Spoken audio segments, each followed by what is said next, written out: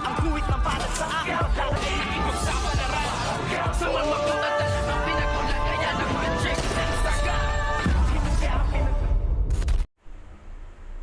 Good morning and welcome sa aking munting channel. Halos naubos na nga ang mga tauhan ni Don Facundo kasama nga ang kanyang asawa at apong si Catherine.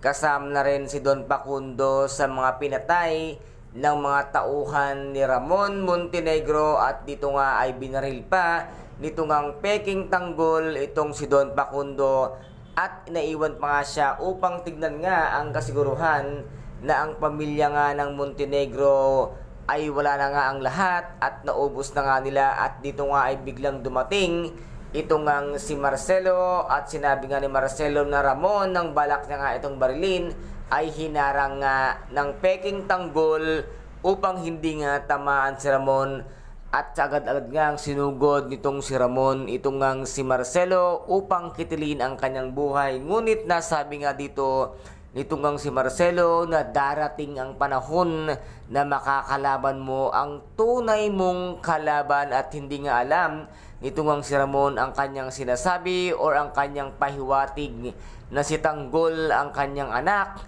na siyang kikitil ng kanyang buhay at dito naman ay nakatakas na itong sila Tanggol kasama nga si Madonna at ang kanyang grupo. Ngunit ang isa sa mga grupo nga ni Tanggol ay makikitil ang buhay at dito nga ay nakita ni Tanggol na namatay na itong ang si Don Facundo at sinabi nga niya na mabuti naman at namatay ka na, magsasama-sama na kayo sa impyerno at dito ay magiging magkakampi na nga itong ang si Madonna at ang grupo nga nitong si Tanggol na sa ngayon ay wala nang magagawa ang pamilya ng mga kabalyero dahil naubos na silang lahat.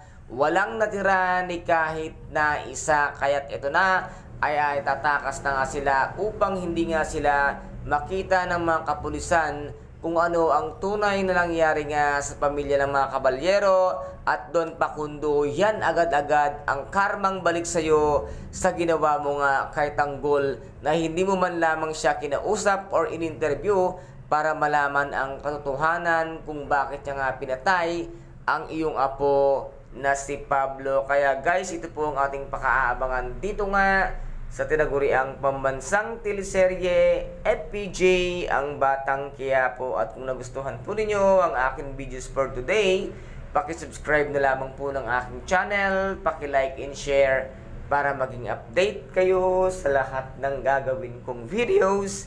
Maraming salamat po. Ingat, God bless and bye-bye!